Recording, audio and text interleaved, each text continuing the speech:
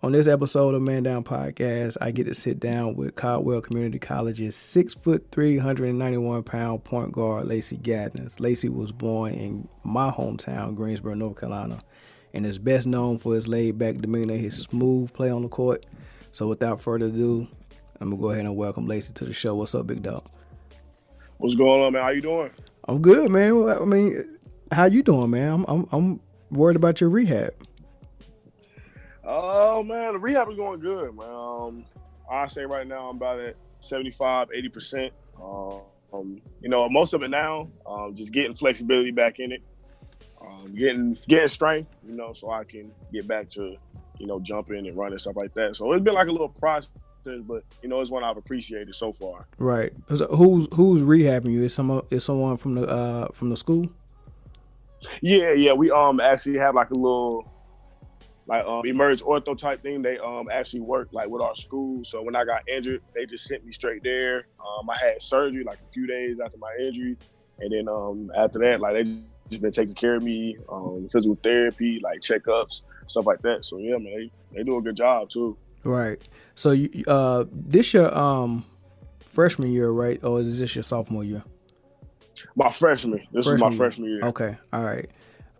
You played like 19 games before the injury, right? So you can't be redshirted, right? So you'll be a sophomore next time you step on the court. Yeah, I'll be a sophomore. Okay. All right. Well, we gonna talk some basketball, but before we even get there, man, you got to tell me the whole journey because I was in the military and I missed all of it. All I could do was hear about how well you and your brother was doing, but I couldn't get home to see all of it, man. So I know your brother played at Smith all 4 years, right? Tell me when it all started from. All right, so let me lay it down for you.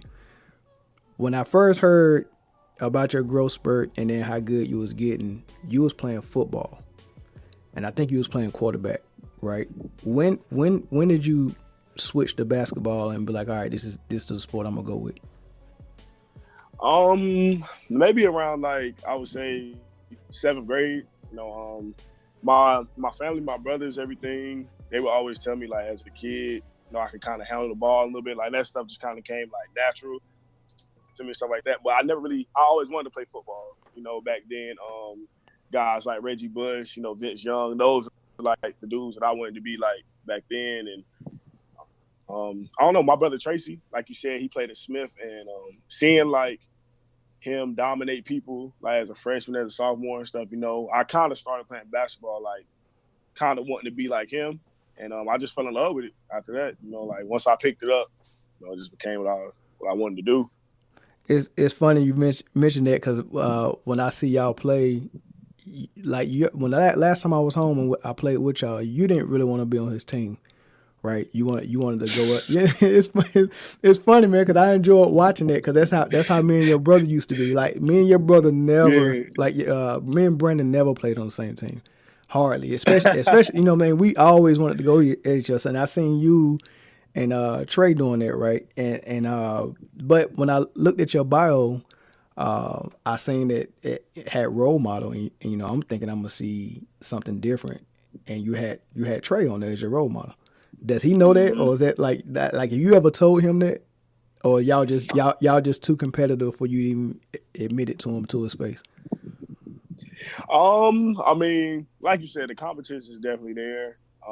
He was always like younger. He was like when I was younger, he was a person I was chasing. Like he had success, all these accolades in basketball, and because of that, I had a lot of pressure on me coming in high school. So my mindset was always, you my brother, so like we in this together, like, from mine and all them, but I really want to be better than you. Like I want like to get out your shadow and just be like way better. You like blow you out the water. And we had a type of relationship where, we competitive, like you said, whenever we playing, like I never want to be on this team. Like I won't play until like they switch teams, and I make sure I guard him every time he guard me. And like that's just, it's kind of like it's the product. It's kind of a product of the environment. Like you said, you, Brandon, guys like y'all being so competitive. it rubbed off. Like I seen that Hey, every play. you remember that time you came to stay? I think y'all stayed a couple of weeks with your sister in Virginia, and Hmm. I took y'all to the Coast Guard base. I think Trey was in ninth grade then, maybe. I think And so. so I that think mean you that that mean you probably was in sixth grade. Like how like yeah.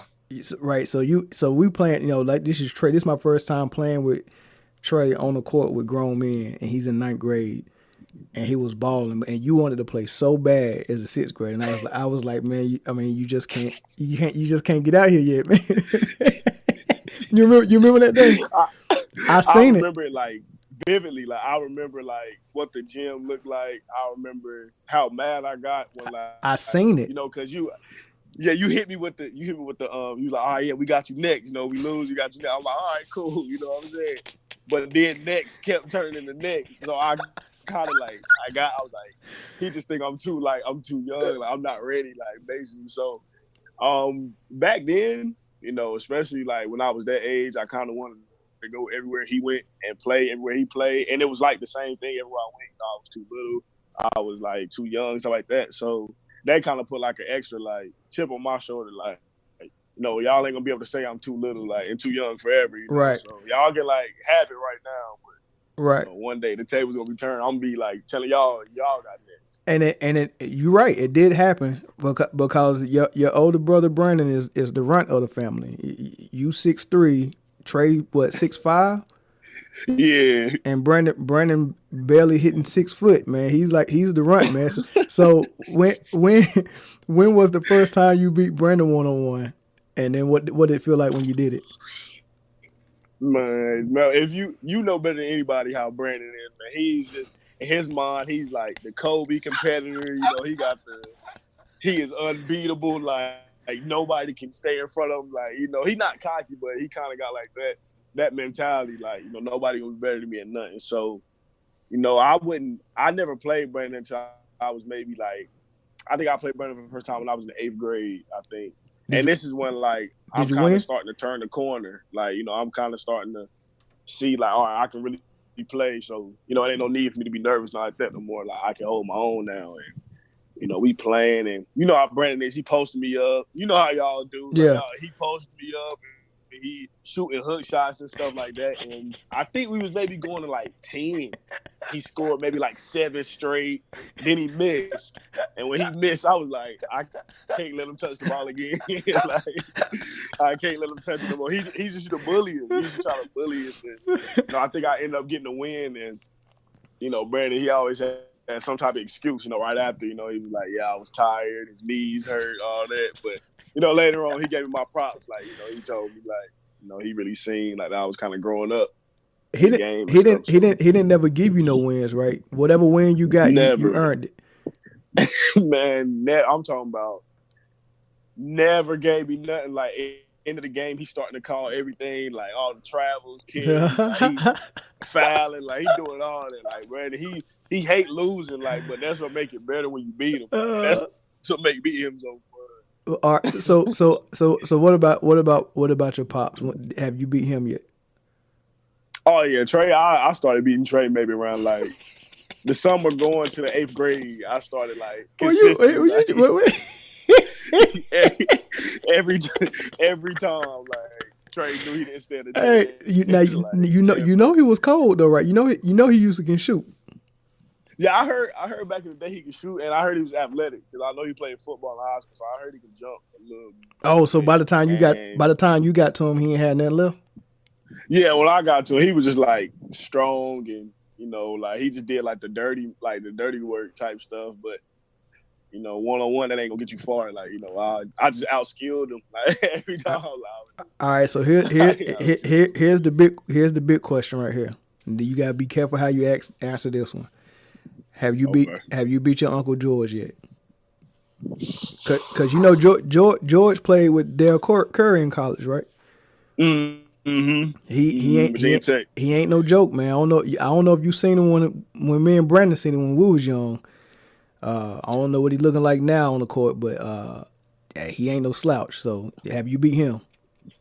Uncle G, I honestly don't even think I played Uncle G 1-on-1 by the time I started like coming up and challenging people on one. He was kind of like retired. He was shooting occasional jump shot, the cookout type thing, but he was kind of done with the game. But I did hear a lot of stories. Brandon would tell me about how y'all would play him and he'd just be dunking and doing all this stuff. Like George, he showed me film of him in college too.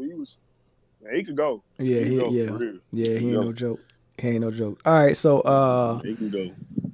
give me the journey, man. So you chose basketball over football at some point. You start hitting that growth spurt. Your brother kind of had the same thing, and when he hit his growth spurt, they immediately started throwing him down low at AAU. How did you end up getting at the point guard spot? It's kind of funny. Like the same thing kind of happened to me.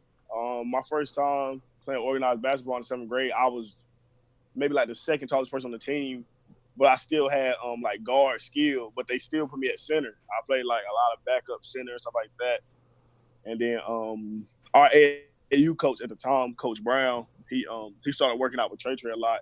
When Trey started getting taller, and he started seeing a lot of results. So I started working out with him too. And he would always tell me, because kind of like y'all did, he kind of seen like I had like certain ball skills, stuff like that. He would always tell me like, you're gonna be a guard, like you're gonna be like a point guard. So I'm gonna train you like a point guard, even though you kind of getting tall. Like I'm gonna train you like a point guard. And working out with him like 2 days, like getting up at like 9 a.m. and then being with him all day until like 10 p.m. just working out all day. And he really built my confidence up. Like he was the first person that kind of put it in my head like, okay, you can be a 1 and you can be a point guard on a winning team. So he kind of gave me that confidence. And playing with y'all, like when I played with y'all would just kind of feed me the ball and kind of move out the way, like like, all right, show us what you can do, like what I'm saying. And stuff like that is really what like helped me get my guard skills up and my confidence up at the same time. What middle school did y'all go to? We went to Allen Middle The School. whole 6, 7, and 8th grade. Mm-hmm. And then did y'all get the championship? Because we got a championship when I played. We didn't.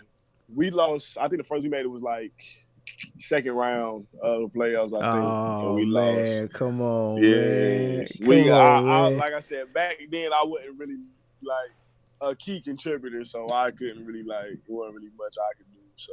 All right. Why you didn't end up staying out for at Smith? Tell me that story. Freshman year at Smith, played JV varsity team. They were stacked with a whole bunch of upperclassmen guards, and I say I was just kind of a new kid coming in. I had to prove myself on JV, and I ended up winning co-MVP at JV. My 10th grade year, I get moved up to varsity, and I'm starting. Like maybe like second game of the season, I'm starting, and everything going well, and end up getting a concussion my 10th grade year, like right before the playoffs started. So I missed the whole rest of the season. And after that, my dad, Tracy, was already a freshman at Wingate.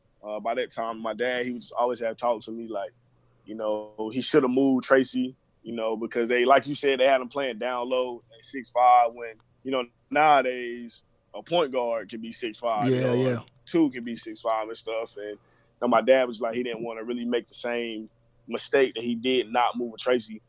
So, actually, my AAU coach, Coach Brown, he had started coaching postgraduate basketball at this prep school, New Hope Christian Academy. And he kind of gave me a tour of the whole thing, kind of told me what's what, who's who.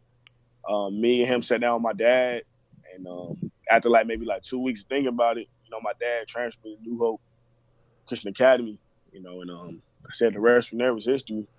So how was that experience? You like that better than Smith? I did. The part I liked about New Hope is, the competition changed. I went from at Smith, we playing against, Dudley, Page, Grimsley, to at New Hope, our first game of the season was against OQ.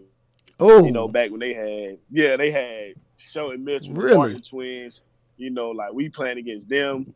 We playing against Hardgrave. We playing against Arlington Country Day. We was playing against Andrew Wiggins and them that year, Huntington Prep. Like, it was such a huge jump from competition, and it was just kind of like, okay, you here now, and they just kind of pushed me into important spot, and it was. I like New Hope for like that, like I said, the competition aspect, but nothing can replace like a public school atmosphere. You know how them public school games be, you got the Oh yeah, cheerleaders and yeah. all that stuff, like you can't replace that atmosphere. But I mean, you sure can't. like I said, the competition and the schedule and stuff in New Hope was way better. Way better. Nice. What about the school itself though?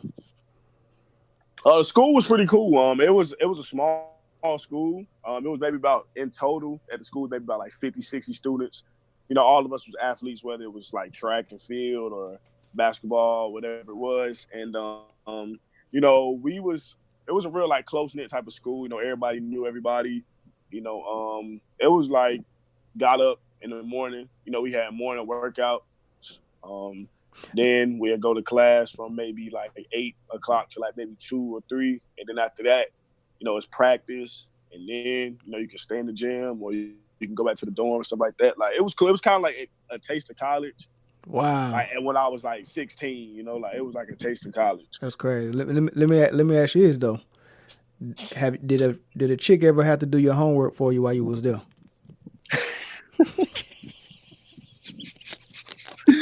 We at New Hope, we had implemented this new little learning system, like online classes. So the way they did it was, like all the girls would take a certain set of classes first semester, and we'll take a certain set, and then the second set we'll take what they took first semester, and like we'll kind of just switch it. So like, yeah, you like find you a little, you know what I'm saying? You find like your little boo or whatever. And you like ask if she still got the first semester work, and you just change a few names and dates, and you know what I'm saying? Like, you good to go. Everybody had straight A's in the school, like we all everybody GPA high, like we all look good. New Hope look good. For real. We look good. All right. But that's funny, man. So who in high school or at the school you at now, name a person that really got in your tail, like who was really hard to guard. Really hard to guard. Yeah. That I played with on my team, or that I played against with, like anybody. Oh man, the toughest person I ever had to guard was probably Dennis Smith Jr. The point guard now for the Knicks. Yeah. And I ran into him, man, and back then, he wasn't as big as he is now. He was kind of like just a little thin. Still athletic, always been athletic, But what a lot of people don't know about him, especially back then, like in between the lines, like he's really strong and he's really quick. So, yeah. I remember like we warming up, and he had just changed his jersey and stuff. No stretching, no nothing. Mel, he grabbed the ball and he threw a lob that almost hit like the ceiling, and it came back down, bounced on the floor. And he jumped, and I swear he got his whole neck above the rim. No stretching, like he just put his shoes on, like just I had watched him tie his shoes up. That's crazy. Just, like neck wrested it, and he was the first like player I played against, so it was really like, okay, like he's a pro, like he's gonna be a pro one day, right? Because he was just like a level ahead of everybody else on the court. Right. We was doing what we do, and it was just coming so effortless to him. Like I don't know how he was sweating. Honestly, like he shouldn't have been sweating. How easy it was like coming to him. Like, dang. My I went to middle school and high school with the guy that trained him before he went to NC State.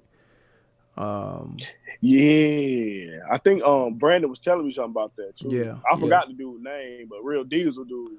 Yeah, his name Jarrell Bailey. His company is called Fourth Quarter Sports. So I'm gonna give him a shout out, man. The dude, when I met Jarrell, because his dad, he was an Army brat. His dad was Army, I think, and they had just moved to Greensboro when I want to say 8th grade, maybe, or 7th grade. Mm-hmm. And here comes Jarrell, and he built different than us, because back then, even your brother, man, we all was thin. And I think your brother was the biggest one out of all of us, but like me, Otis, everybody else was just like thin, and here comes Jarrell with like already built like he been working out, but what it was his dad was in the army and made him do push-ups all the time.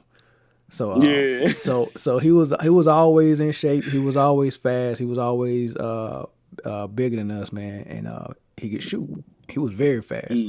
So he was pretty good, man. And he got to Smith, and he did okay there. JV, then varsity, and then he ended up moving to Cali, and I didn't hear from him from a while. And then he came back to Greensboro, and next thing I know, I see this dude training all these people in the gym, man. He like the dude is on point, man. If he get your kid at 8 or 9, they gonna be right. Trust me. Oh yeah, they gonna be right. Definitely. He on point, man. He do his thing for real. He done created some monsters out there. Yeah, he did. I think what's the dude? I want to say his name, Jalen Cone. I think he got a hold of him too. That sound familiar? Yeah, Jalen Cone from Walkertown, little bro. He just committed to Virginia Tech the other day. Yeah. Jarrell had him too.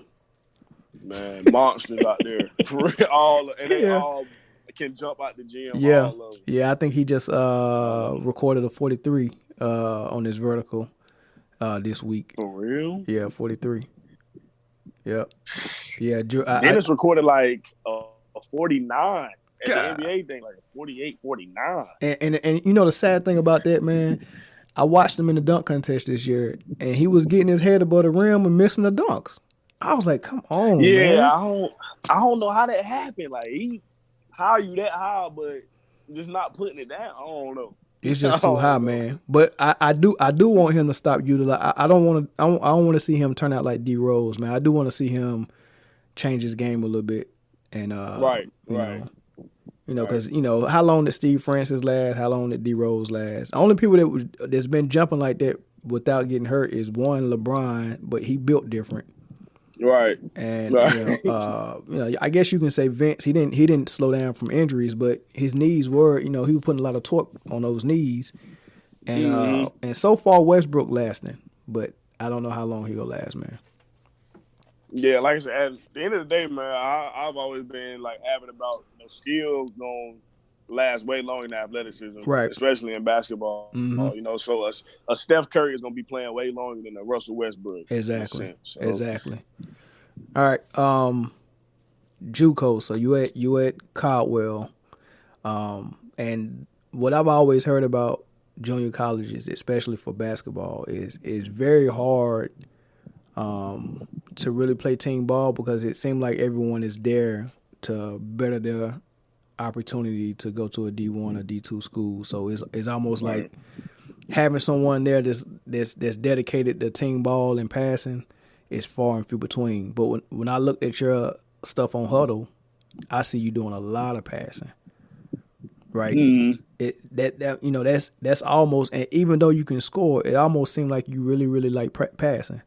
So how's that been on the JUCO level, knowing that everybody out there to get theirs and knowing that you like to pass the ball? I mean, being at the JUCO level, and you're right. A lot of people, especially the sophomores, they feel like this is my last season. If I don't get something this year, it's over. So they out there shooting the ball as much as possible, things like that. And me coming in as a freshman, I just wanted to. My main thing is I want to win, and I wanted to directly affect winning. And my coaches, they sat down with us. They sat down with all of us individually at the beginning of the season, and they told us all, what they wanted our role to be and stuff like that. And my coaches told me straight up, they said, yeah, you got the green light. They said you got one of the better pull-ups out of the scene. You can get to your spot. You can shoot it pretty well. So, just play your game and, and whatever you feel is right, whatever comes to you, just let it come to you naturally. And, hearing that from your coach, I'm like, I walk out the office, I'm like, all right, bet I'm about to shoot 30 times a game because coach said I could. 30? I'm about to Westbrook it and shoot however many times I want, and I'm going to just get assists in between. So, people can't say I'm not passing the ball, something like that. And, right. I realized that, I can look just as good as somebody going for 20, 25, scoring 12 to 14 with my 8 assists, my 4 rebounds, my 2 steals, and that's really what I tried I tried to bring a different dimension to the team. We had 3 point guards on our team this year. I was the only freshman point guard we had. Our other two, they was kind of like you said, they were both sophomores. They both like, all right, we're gonna score first, and then whatever comes after that, whatever. Like we gotta pass. Maybe out of a double team, we might pass. Those type of point guards. Right, And right, when I came into the game,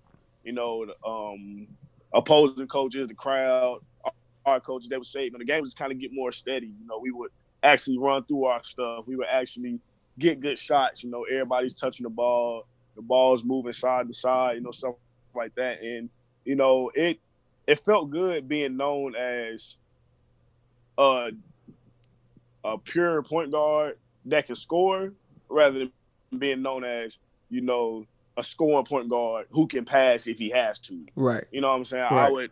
I feel like the point guard position is, just it's the most important spot on the court, and what you do affects your team's success. And I just wanted to come in every game, just be as aggressive as possible. I had my games where I had, my 15s, my 20s, stuff like that. But I also had my games where I only had maybe 8 or 9, but I had maybe 7 to 6, 5 boards. Anything, whatever I had to do that game for my team to get a win, I didn't have a problem doing. Because I knew that coming in my sophomore year, my role was going to expand vastly. I knew I was going, like this year coming up, I'm going to have to be, one of those scorers, 15, 20 a night. I'm going to have to be one of those guys. So like I said, my first year was just mostly about learning. It was about learning the college game, the speed, the strength, all that, and just kind of like trying to adjust to it. Right. Did you think you adjusted to it by the time you got to the game where you got hurt? Definitely. Crazy thing is before I got to college, I graduated high school in 2016. I took 2 years out of school because, like, when I graduated, I had all these schools interested in me, High Point, Newberry, all these schools were interested, but nobody offered me nothing. So I took 2 years just working on my body, working on my game, making sure that when I did get back into a court, I was going to be the best version of me. And my first game back with officials in like 2 years, we playing like a top 10 preseason JUCO in the country. They got high major D1 guys all up and down the roster. And, before the game, I'm just like, I got a feeling. I'm like, man, this is not how finna go, like how the crowd thinks about it go. Like, they not finna beat us how they think they are. And my teammates, some of my teammates, some other freshmen, they looking at me like, when you tripping, whatever, they rank, I'm like, bro, I'm telling you, like, they not gonna be that good. Huh. We come out, I get in the game, my first touch, I step back court. It's the turnover. So I'm like, oh, man, like the nerves, like, I'm like, oh, man, I done turned it over my first touch. I'm like, man, I look over at my coaches and, they just like, it's all right, whatever. Then my very next play, I come down, I hit an and one. I hit an and one pull up. I ended up maybe scoring like 15 in the first half. I didn't miss a shot. I think I was like 5-5 from the field, maybe like 3 for 3 from the free throw line, something like that. And I'm like, it's really like it's not easy, but it's just bad. Like I'm just playing basketball. Yeah, it's just ball. I Yeah. wasn't jacking or nothing like that. Yeah, I was just hooping. And coming out like that, of course, in my head, I'm like, okay, if I can do this against the best team we probably gonna play this year, the first game, man, this season about to go. Like, what I'm saying? It's about to get ugly for everybody. Like, it's about to get ugly. It was a roller coaster though. It was definitely a roller coaster. A lot of ups, a lot of learning moments. My coaches, they were real good. Molding me. And making sure that I understood things. I asked a lot of questions, made sure I understood sets. Made sure I understood where everybody was supposed to be at, where I was supposed to be. They made me really verbal. Kind of like you said, I'm real laid back. I don't like to scream or holler like that. I don't have a problem talking, but I don't really like raise my voice, anything like that. They made me more verbal and vocal as a leader, and they turned me more into a leader. And the game, up until the game I got injured, I played a pretty important part in our team's success. And the game I got injured was actually my first start of the season. It was my first time they started me the whole year. The game I got hurt, and I feel like that was the game that it was kind of slowing down for me. I think I got injured maybe with like 7 minutes left in the first half. I think at that time I might have had like maybe like 10 points already, something like that. And we was playing one of the best teams in our conference, and we was blowing them out by like 20 at the time. And like the game was just really starting to slow down in my head. I can't, like, if you watch the film, I just had like a certain swagger, like, everybody kind of knew like everything was clicking, and just a misfortunate event. I just when you went down, did you know it was serious right away, or you didn't know until you got in the locker room? I knew as soon as I fell, I knew something was wrong. I'm thinking maybe I just twisted my ankle or something like that. What it felt like was, because it happened, I was sprinting. I took off the sprint and I just fell. I thought somebody from the other team had like stepped on the back of my foot, but I guess that must have been my Achilles popping, and I felt, and I just assumed it was like somebody stepping on my foot. And when I hit the ground, I'm just kind of like looking up for a second, and I grabbed my left leg. And I'm like, dang, like I must have like really twisted my ankle real bad. So I tried to, like, my teammate helped me up, and I'm like, okay, I'm just like trying to walk it off. And as soon as I like put my left foot down, I don't feel nothing. Like it feel like I don't have like a left foot at all. Like, so I kind of like stumble over, and then my teammates, they come, like, a few of them come on the court and kind of help me off, and two of them ended up carrying me to the back, and our trainer, she looking at me. Was a lot of pain? It was a lot of pain when it happened. Like, the initial pop was a lot of pain. After that, it just went numb. Like, it was pain for maybe like 15 seconds max. After that, like I said, I couldn't really feel anything. Like, I knew it was hurting in my head, but I couldn't feel nothing. So when you saw what happened to KD in that game, when he sprained his calf, did you look and was like, that look exactly how it happened when I did it? As soon as he landed, I was watching the game with Tracer, and as soon as he landed, I'm thinking, bro, I hope that's not his Achilles, though, because it's like the same way he got hurt. Not the same as that way, but like a non-contact. He doing something that he normally do. He shot a jump and just landed. Yeah. That's the same way I had got injured. I'm doing a motion that I do hundreds of times a day, just running. And I'm like, I hope it's not his Achilles, because that means that he's out. Like, the next few months, he's like done. It might really still be his Achilles. I still don't think they're being honest about what it is, because every time they do a evaluation every week, they come back and they be like, oh, like this week they said it's worse than we thought it was, and I think I think the reason for them doing it, I think they don't want to deflate the team and let them know that y'all ain't getting KD back. Right. I feel like it could very well be an Achilles, because after I injured mine, I was still able to like walk around. I was limping like pretty hard, but I mean, I was still able to stand and walk around, so like that. So I mean, I haven't seen KD walking. Every time I see him, he just kind of standing there, like off to the side. He just kind of standing there. So if it is an Achilles, it would make sense, like what you're saying. Like, they don't want to tell that, and then the whole Bay Area, they just kind of lose a little bit of hope, because KD not coming back. And other teams, that might lead to Portland or somebody gaining a little bit of confidence. Yeah. Like, okay, KD not coming back, so it's just it's just them now. It's crazy. I hope it's just a calf, though, man. I hope I'm wrong about that, man. But it just seemed a little weird. Nothing they're saying it is actually match up with what we saw. But let's move to the NBA a little bit, man. Blazers, man. I thought, okay, so they going back to Portland, right? The Warriors took care of home court. They almost lost last game, so I mean, I don't know how they pulled that out. I know the Blazers kicking themselves in the butt for that one, but 2-0, it's cool. They protect the home court. do you give the Blazers any chance in Portland? And if so, how many games you think they win? I definitely do. Anybody that know me know that Damian Lillard, he's my guy. When it comes to basketball, I kind of like model my game and a lot of the moves I make after him. So seeing last game, like you said, we were up 17, 18 going to the half, but Golden State, they're such a good team. I don't really care with them. I don't really care about the first, second quarter. It's always the third quarter that determine how the rest of the game is going to go for Golden State. And I remember I was watching at Mia house, and I went upstairs. I was talking to her at halftime. We up 18. Like I said, I come back down, and maybe it's like maybe 10 minutes. And it's 2 minutes into the third quarter.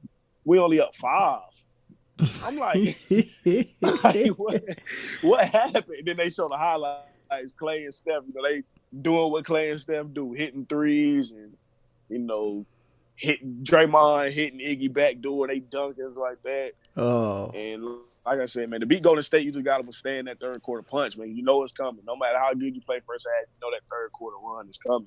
They do so many things good, and right. They play within their roles so well. You get what I'm saying? It's like nobody's really overdoing it, and nobody's trying to outshine nobody. You know what I mean? When I watch Houston play, it's so much of Harden, and Curry can go in spurts and do the same thing Harden do, but it don't seem like it's oversaturated, man. It's like you get so much Harden, so much ISO, so much pick and roll. Like the only points that Capella get is alley-oops from Harden. Right. If his man commit while he's off the screen and roll, or offensive rebounds or fast breaks, and that's why it was so hard for Dwight Howard to play with Harden, because he's like, look, man, all I'm getting is offensive rebounds and alley oops. Like that's boring. So when I watch Harden play like that, man, it's not refreshing. And for them to make Harden the point guard and have a pure point guard playing off the ball in Chris Paul, I just don't understand what they're doing out there. So, but the Warriors don't do that, man. The Warriors just got it's just so fun to watch, man. Yeah, it's watching James Harden play. I described it as, it's the most beautiful, ugly thing I've ever seen in my life. Like, I love watching James Harden play just from the fact, he's James Harden. He can score it with the best of them, stuff like that. But man, if you really like look at the stats and like actually pay attention to how he plays the game, James Harden alone has more ISOs than like 5 NBA organizations, like 5 teams in total. He has more ISOs himself than a lot of teams. And, it's Klay Thompson, James Harden going to get his 30, his 35, maybe even his 40. But if you just standing there and, dribble, step back, and you basically depending on the ref if you're going to have to make a really tough shot, or you depend on the ref to bail you out so you can shoot 3 free throws, I just don't feel like that's effective offense. No, like not. You said, you got Chris Paul, which is, in my opinion, the best pure point guard still left in the NBA. In an era where a point guard is turned into a position where, score. And, like you said, it's still James. It's basically still like Chris Paul ain't there. And I hear people talk about Chris Paul not in the rhythm, he not being aggressive. You can't. It's hard to be a superstar beside a ball dominant dude like that. Right. It's real hard to, be as effective as you can be and stuff. Because like you said, James Harden is great. I think he's a Hall of Fame talent, no doubt. But at the end of the day, I don't think he's ever going to win an NBA championship with him ISOing for 60% of their offense. Not playing like that.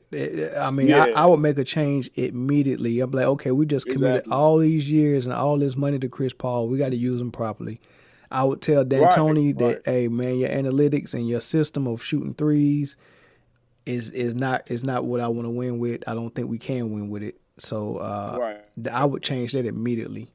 And I mean, if you want James to have the ball every now and then, that's cool. You know, I mean, but the great players like Kobe, Mike, and even KD now, they realize that I could play iso ball and high screen and roll and do the same things that Harden or Westbrook or LeBron do. What I really need is my other teammates to lift their game up so we can win, right? And that's what Phil Jackson had to teach Kobe. Because when Shaq left, Kobe was trying to do what Harden or what LeBron is doing, and it's just not effective. I don't know how LeBron is so good. He made it work a couple of times. He's 3 for 8 with getting rings, but he didn't even do it by himself. He always had Hall of Famers playing with him. But with Kobe and Jordan, they found out. Look, I got to find out when it's time for me to take over that way. But I'm gonna change my game and get my points in the post and off mid-range shots and all this good stuff. They dominated that, and when it was time for them to go one-on-one, they could do it. But doing it for 4 quarters, that's not good. Exactly. And the best example of that to me is Steph Curry. You know, like we talked about earlier, Steph Curry, man, he's the only unanimous 2-time MVP, the best shooter ever, without argument, in my opinion. And some of the best handles, top 5 handle ever in the NBA. And he's like that good of a player, yet he don't mind taking a back seat.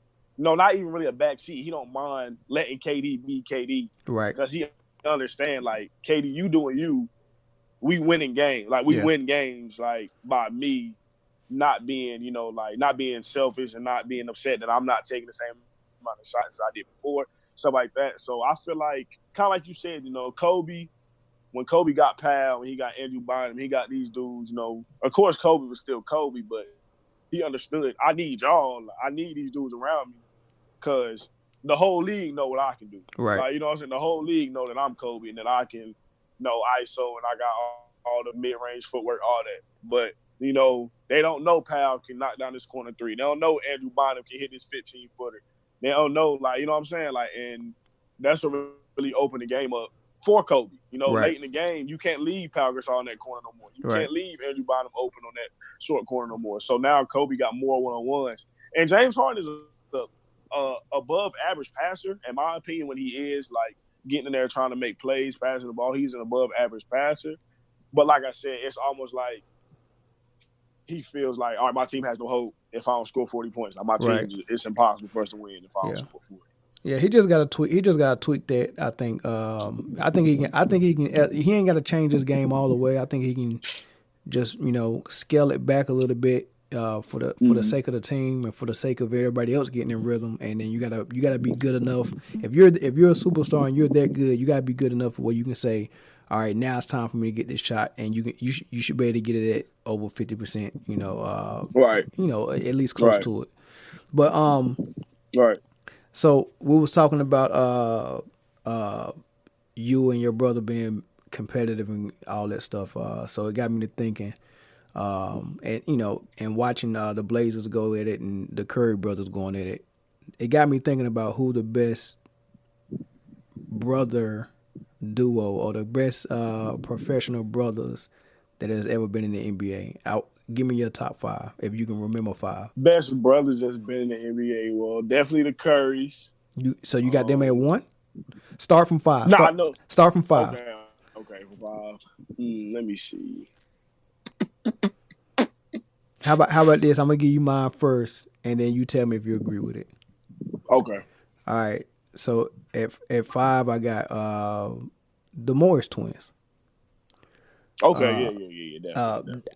Now these are the 2 brothers. I've never seen a set of brothers that's actually this close. Like, usually it's a little gap between who's the best and who's obviously not the best, right?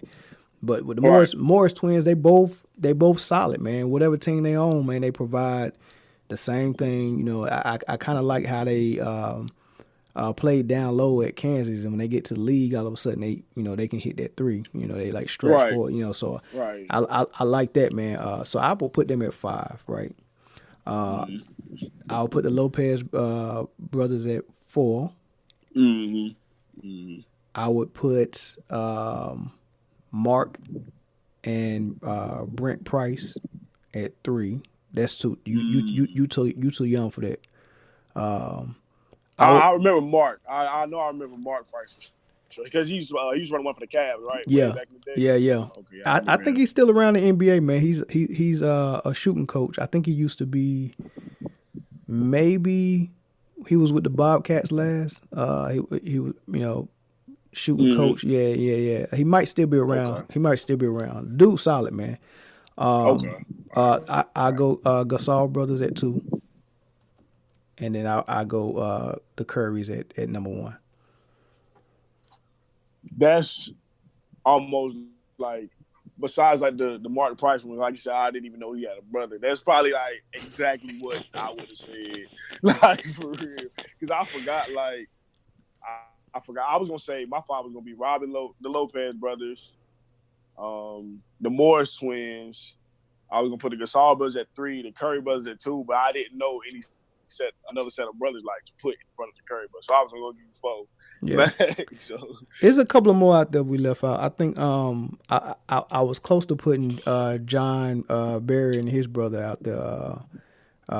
Brent. Brent was Bones, right? Brent and John Barry, and they both can shoot it. They both can shoot it. Yeah. Actually, they should have been my top 5. Maybe I can take the Morris brothers out and put John and Brent Barry. The Barry brothers, man, they dad Rick, he was a problem. Was he the one? Was he the one that shot the free throws underhanded? Yeah, he shot him like a girl. Well, not like a girl, like the grandma. He shot him underhanded with 2 hands. But they say like his career, he shot like 88, 89% from the free throw line shooting. Like Yeah, that, so. yeah, that's crazy, man. It is though. So who wins this Bucks Toronto series? I got the Bucks in 6. I got the Bucks in 6. I feel like Toronto, they're gonna win the next one, going back home. I feel like because Kawhi, he's too good. He's gonna get you one, and then I feel like the Bucks will probably win the next one in Toronto. Then I feel like Toronto's gonna go back to Milwaukee and get one, get another one, and then I feel like Game 6 in Toronto.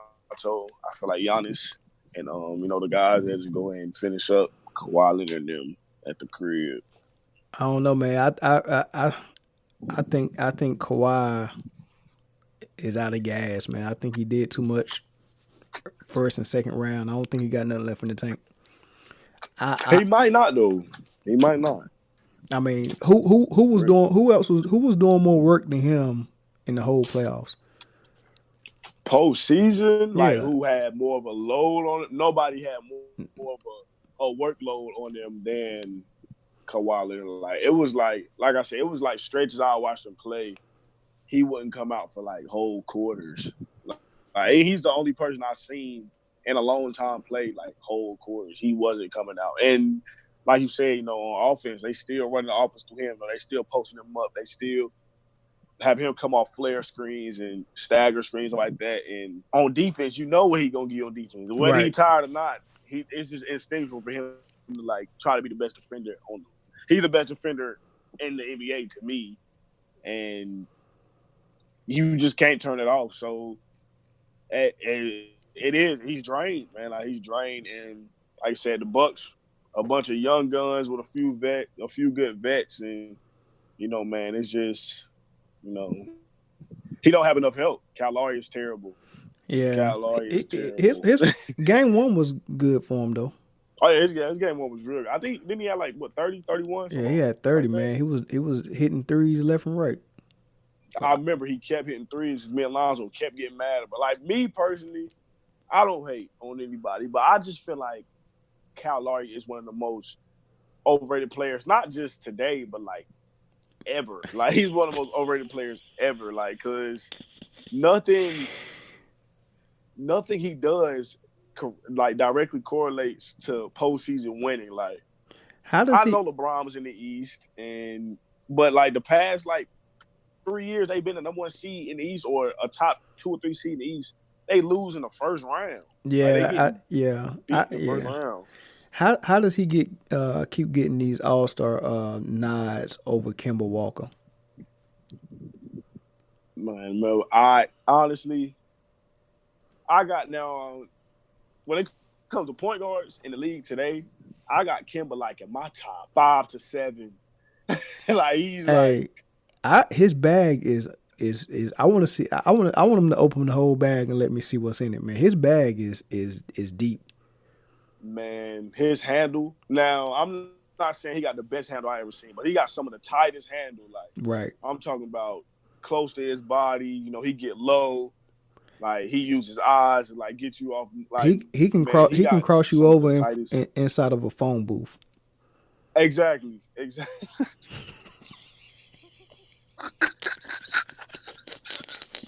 like like if you put me and Kimber Walker inside of an elevator and lock it and say you can't get out until you get the ball from him, I know. I die in the elevator. I die in there. I You're die. not getting that ball, man.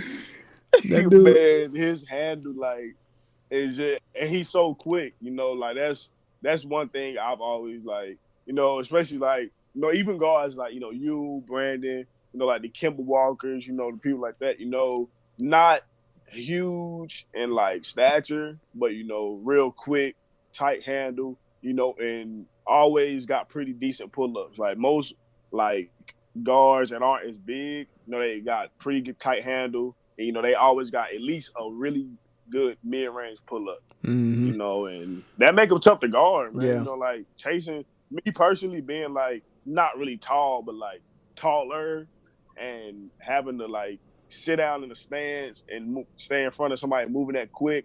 And then they already got a step on you, then they stop on a dime and pull up. Yeah. That's like tough to guard. Yeah. Tough to guard. And he been doing that step back since he was in college, though, man. I don't think nobody got it. I mean, people like James Harden step back, but his step back is mostly right around the 3-point line. Like Kimba, right? He does it everywhere. Like he mid range. Yeah, it's crazy, man. He would get you under the free throw line, like he'd drive past you the free throw line and then step back, mm-hmm. like and shoot like a floater out of it or something. Like his step, like you said, man, his bag is like really deep. And I want to see him like, I feel like Charlotte ain't giving him the opportunity to maximize like his like full potential. So if I'm like the Lakers, like if I'm like LeBron, or if I'm like somebody like that, like I'm making a pitch at Kimber. I'm not really Kyrie and all them is cool. He's Kyrie, but I'm feeling like I can get close to the same production from a Kimber as I could like a he's like a John Wall or somebody like that. what I'm saying? He's been hurt less. As a matter of fact, right. I don't even think he gets hurt that often. Yeah, I don't remember him missing no time with no injury. Right. So like, he go be hungry. He go be humble. You're not gonna have any of the drama that might come with a Kyrie Irving. But like you said, you might get the same production. Now you can still get 24, 25 from him, and exactly. He's such a good shooter that him being off the ball while somebody like LeBron got the ball in his hand you're not gonna lose much from that. So yeah, you're right. But I don't want him to go to LA. I don't want nobody to help LeBron. It's time. Yeah, it's over. It's over, man. The Lakers this year, they're like making a mockery of the whole franchise. It's a in mess. Sense, to me. Like, yeah, like they just turned the whole like, and that's a historic franchise, especially in basketball. Them in Boston are like the two franchises, like those like the golden franchises, and all the stuff that happened. From now, I will say that the Lakers, they were playing good. I remember when they was playing Golden State at Golden State, the game LeBron got injured. Now I remember one time they was up at like 25 at one point. Yeah. And they got real bad luck. They always getting unhealthy. LeBron missed like with that 20 games. Then he come back. Lonzo misses a huge I think the rest of the season. Brandon Ingram, blood clots in his arms and stuff. Like they get like very unlucky a lot. But I feel like it's a lot to do with it's also a lot to do with the people up top. I feel like the season ended when they tried to put basically everybody on the team up for trade for Ed Yeah. Davis except LeBron. I How feel like how that. how I does don't how want to does play stuff for like them that no even more. leak out? I honestly, I have no clue. I know that if it was me in that situation, I'm not gonna have any animosity towards LeBron or like that. But Sure, you crazy. I do I would. really want I to would. play? Come on, come on, come on. Think about it. Think about it. I show up, to the Lakers. I show up, right? And I'm Mm-hmm. LeBron. I done practiced with you this whole summer. He even had people like Rondo and Lonzo. They was working out with him before the season started, right? Mm-hmm. Lifting weights. Right. We build this bond and all this good stuff, and then I get to find out through social media that LeBron really don't think he can win with none of these clowns, and all of y'all on the trading block. You gotta. These dudes just got out of college, man. Like they young, not. Yeah. You mean to tell me you got to turn around and go out and fight on the court with this dude, knowing he really don't want to be playing with you? That's what I'm saying. Like I personally, I know that I wouldn't be able to go give my all and really care about winning stuff like that when I know like all it takes is Ant Davis. Now, mind you, Ant Davis is a top 10 talent in the league easily. But in my opinion, the Pelicans should have did it. They should have took the trade because they would have ended up with way more production than the Lakers would have got out of just loan Ant Davis. They would have But what do you do with all those pieces though? Because with that's the biggest problem the Lakers got now is they got three starters at one position, which is LeBron, Brandon Ingram, and Kuzma. Those are three dudes that should be starting, and they all are small forwards. yeah. I think like you saying, like it's just kind of like an overload. They got a lot of guys that they really didn't like necessarily need to sign. Like that makes sense. They right. got guys like Kentavious Caldwell-Pope, and in my opinion, he's not a bad player at all, but he just didn't bring enough value to that team. Like he didn't like nothing he did was just spent like wow enough to like he solidified himself as okay, you got to keep me because I'm producing doing this at this high of a level. And he got a pretty paycheck this year too. Yeah, he got a real pretty paycheck. And my opinion, you can easily, if you wanted to, instead of playing, KCP and all these dudes, you got Josh Hart, who in my opinion is more productive than KCP. Yeah. You can slide Brandon Ingram down to the 2. He can easily play, like the 2 through, maybe small ball 4, because he's not that big, Like Brandon Ingram, he's like him and Kuz. I feel like him, Kuz, and Lonzo are more important to that team than they are given credit for. Right. When Lonzo wasn't playing, their defense just wasn't the same, and that's because Lonzo. I know I would hate Lonzo picking me up full court. Every time the Lakers score, you don't got a chance to breathe because you got this 6'6", 6'5", 6'6" shadow just follow you everywhere you go. And then he don't reach. He just move his feet, stay in front. He got good timing on blocking shots. And he got a good nose for the ball. A lot of off-ball steals, stuff like that. So Lonzo is more important to that team than he's given credit for. He's good. You know who Lonzo remind me of? And you probably didn't get to see this because around this time you was walking around Harrison home barefoot with a pamper on. But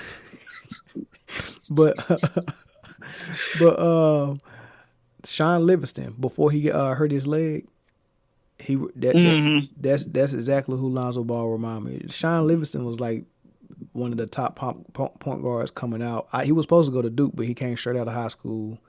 Man, I don't know what the Clippers was thinking, but somehow they ended up with a bunch of draft picks, and they wasted them. They should have traded some of them away and got some veterans, but they had Darius Miles, they had Quentin Richardson, they had Sean Livingston, they had Michael Olowokandi, they had Lamar Odom, and they had Elton Brand.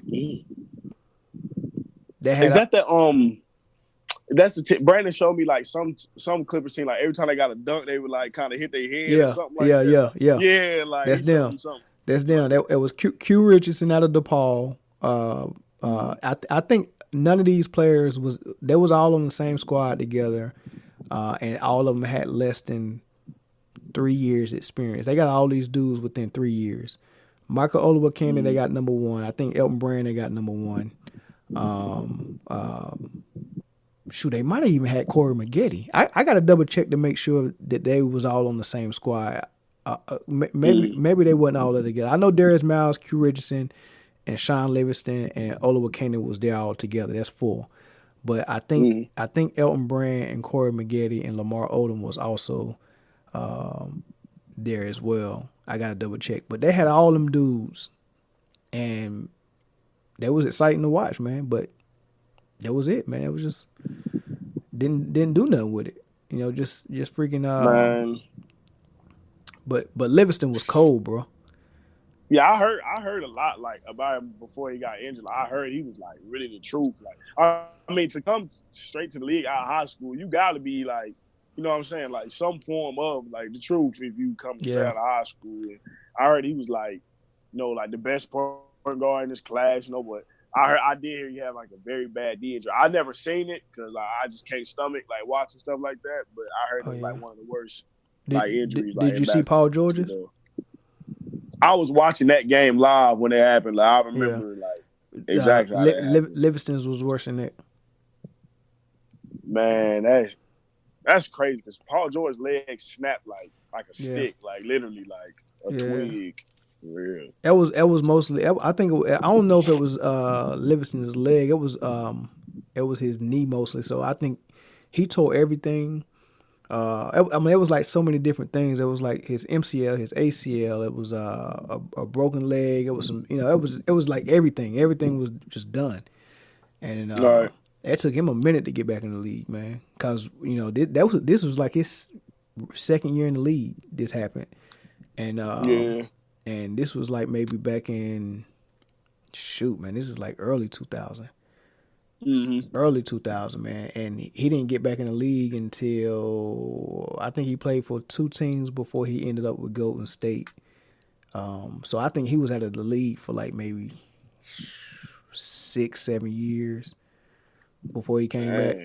Yeah, it was. And now he's like a key piece to like a dynasty. Like I feel like he's an important piece to what Golden State able to do. I mean, just think about it though. Think about all the players I named that was on the team with him and where they at now. Lamar Odom retired. Darius Miles retired. Quentin Richardson retired. Michael Olowokandi retired. Elton Brand, the general manager of the Philadelphia 76ers. Like none all them dudes are gone. And Darius Miles, Sean Livingston had so low miles on his legs that he was able to, and he's playing a bench role. Like, they're just preserving.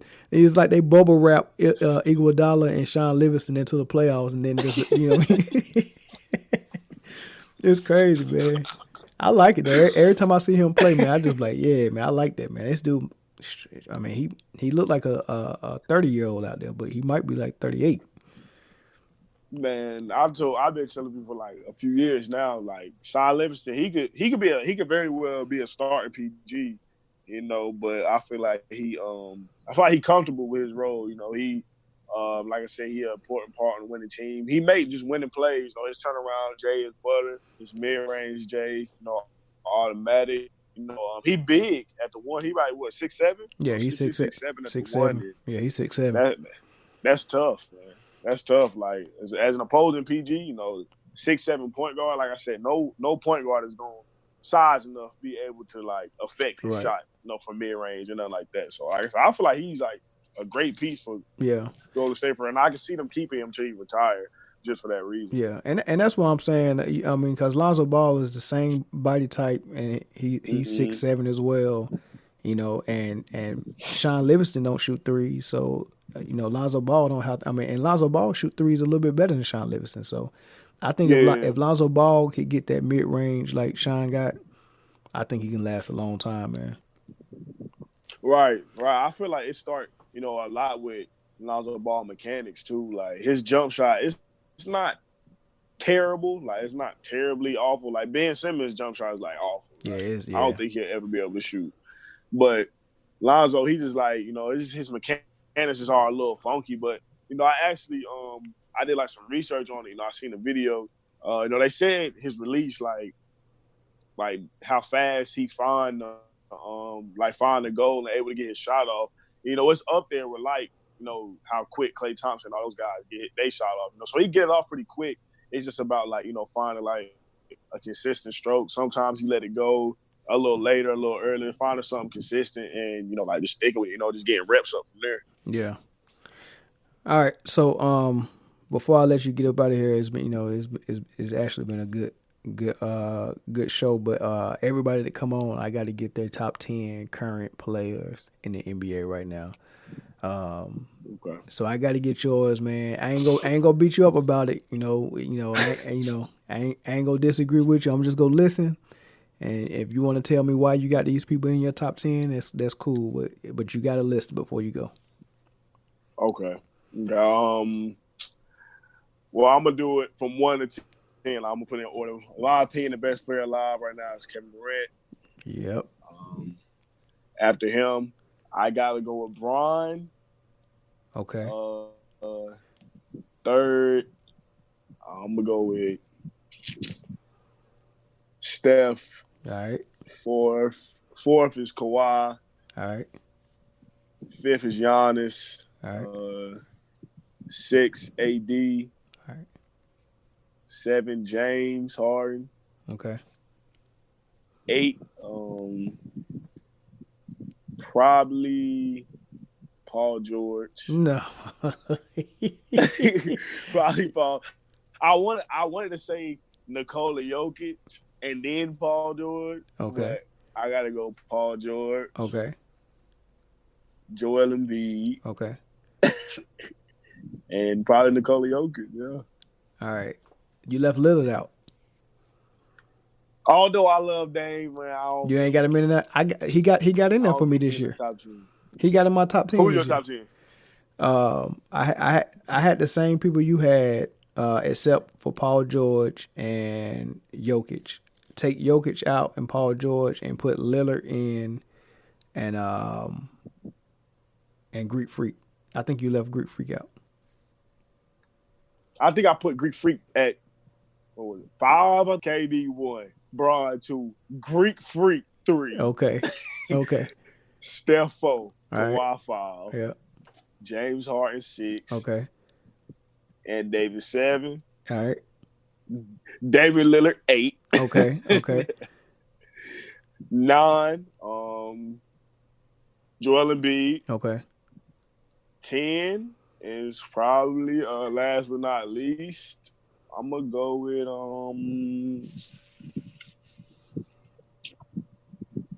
I don't know. I might keep Jokic in there, man. I don't know. I might keep Jokic in there. And look, and I'm down with that. I think Jokic in there. I ain't got him in mind yet. I got him at like 11. I got Westbrook at like he's 12 or 13, just outside. But right, yeah, we got the same list. I can't remember who I got over Jokic though. I got somebody over Jokic. I can't remember. I got somebody over Jokic. I can't even remember. But we got the same list. That's pretty solid. That's pretty solid. That lets me know you know basketball a little bit. You know what I mean? I study the game here. I study the game as much as I can. That's what I'm talking about, man. Hey, we ain't played 1-on-1 yet. We haven't. I don't even know if we've like matched up yet. I know we've been on the same court before, but I think we was always on the same team whenever we played. I know last time he was in Greensboro, we played. I had one game on my in team. me. I had one game in me. That was it. Yeah, I remember you crossed somebody real bad. Like, you crossed them like bad. that was all I had. That was all I had, man. I be getting tired now, man. Golly. I don't know what's, man. I'm telling you, when you pass 35, man, the wind just gone. Yeah, you and Brandon, y'all, like I said, y'all still got the skill, but I think it's just like fatigue, now, like it's just the stamina. Yeah. That's what get y'all. That's how us young guns beat y'all now. Just out stamina. Yeah. We just got a foul. The foul is telling. That's like that's in my bag. Like I'm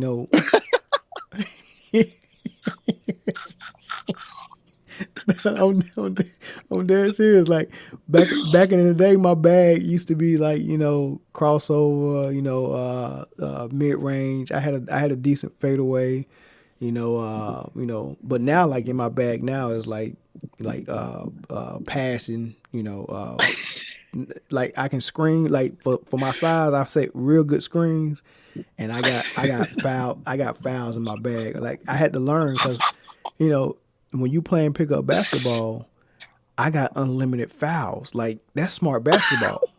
You get what I'm saying? Like do the math. Yo, If your repertoire, you got 5 post moves. Okay, I got unlimited fouls. Like they don't add up. Like don't.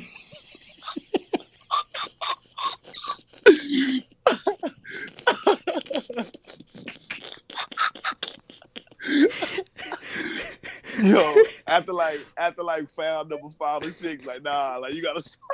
Nah. I'm gonna start getting mad, like nah. Hey, but you can't though. You can't.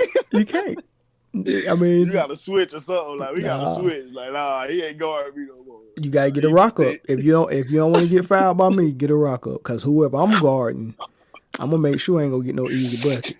You can't get nothing easy. You like all your points gotta be through a foul. I'm gonna treat you like Shaq. Sound like a true basketball OG, like a true. Oh man, that's how it is, man. But yeah, man, I appreciate you coming on and doing this with me, man. Hey, you can come back anytime you want to, man. Talk some basketball, man. I've been trying to discuss these playoffs, so after game 3, if you want to do it again, man, come back through, and then easy day.